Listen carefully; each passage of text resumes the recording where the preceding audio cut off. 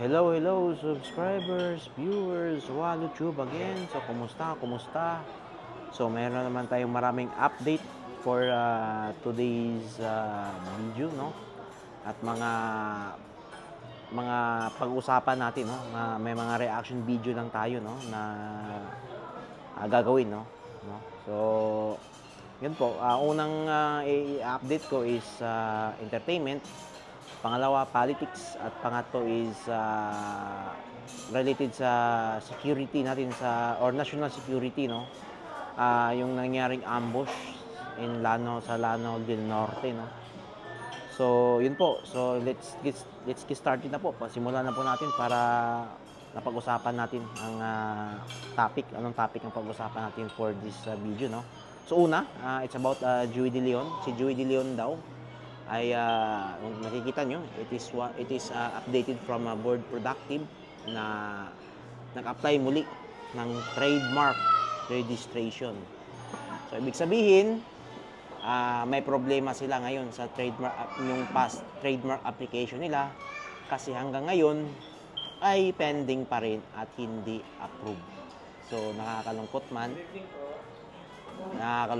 so hindi pa rin approve yung trademark application nila kasi yun nga, sabi ko is may problema o may issue yung application nila.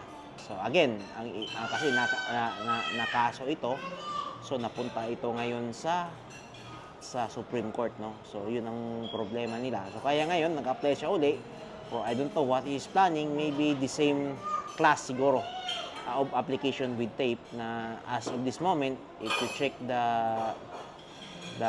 trademark or in the IPO, ang tape pa rin ang may hawak ng Itbulaga at approve pa rin yung trademark o titulo o may titulo ng trademark registration. Yun po. So, sinabi din naman ito ng isang tao na I believe ang taong ito ay nanalo rin to sa isang trademark dispute, no? Ang taong ito is I think he's one of the winner against Louis Vuitton. So I believe legit naman yung sinasabi niya kasi nanalo nga siya sa trademark registration against Louis Vuitton. Isa higanting kumpanya yun. So yun po. So pangalawa naman, mayroon tayo ngayong prayer rally na mga ganap pala, no?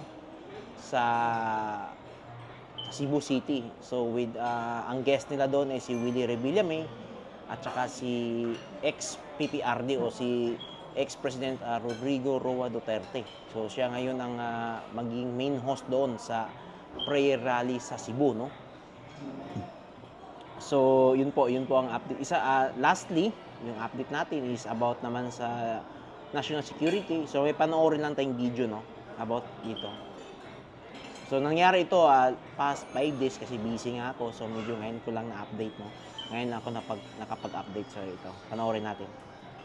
6 soldiers and 3 alleged fighters of the Islamic Mountain were killed in an encounter in Lanao del Norte Sunday. In a statement, Armed Forces of the Philippines Chief General Roque Bronner Jr. says an operation against members of the Islamic Mountain, which perpetrated the bombing at Mindanao State University in 2023, was launched on February 18. This operation resulted in the death of 6 soldiers and 3 alleged members of the Islamic Mountain. Meanwhile, 4 other soldiers were injured in the same operation. Bronner vows justice for the killed soldiers. North Army's 103rd Infantry Brigade spokesperson, Lieutenant Colonel Palawan Ondas, the encounter took place at past 2 p.m. on Sunday in Kayamay. It involved a platoon of soldiers and about 15 members of the DI Mountain. Yan po. Update po yun from the Inquirer, Inquirer today, no? From inquirer.net. So yun po, yun ang medyo magulo pala doon sa area na yun ngayon kasi itong mga suspect nito is related ito sa nung pagbombing sa Marawi. May ipapakita ko yung video, yung mga nabiktima nung ambush na yun. So, yung kumakain dyan, pasintabi, kasi medyo masilan tong mga picture na ipapakita ko sa inyo, ha. So, ito, ha. So, disclaimer po ito, ha. Disclaimer, yung mga kumakain dyan, pasintabi, ha. Ito yung mga picture nung mga, sad to say, mayroon tayong mga troops, government troops na nasawi sa gera nga, itong balita, no? Papakita ko sa inyo. So, ayan o, ayan po. So, pasintabi ha.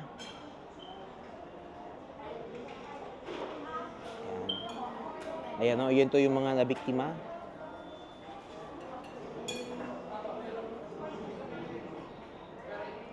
So, quick video lang to kasi, quick preview lang to ha, kasi medyo maselan kasi yung mga picture, no? So, nakakalungkot, no? Nakakalungkot at saka condolence din sa mga naulila dito sa mga nasawing tropa ng pamahalaan, no? Dahil sa, yun nga, sa gera against Maute. So, medyo hardcore talaga itong Maute, no? Imagine mo, sinunog yung mga bangkay. Yung iba, pinutulan pa ng kaliwang kamay. So, ang lupit talaga ng mga teroristang grupong ito. So, guys, dyan sa Mindanao, magdoble ingat po kayo dyan, ha? Magdoble ingat kayo dyan. So, yun po. Yun lang po ang update ko, no? For this, today's vlog, no? So, salamat sa pakikinig, mga subscribers, tsaka mga viewers. So, again, mag-ingat po tayo lahat palagi at God first. Bye-bye.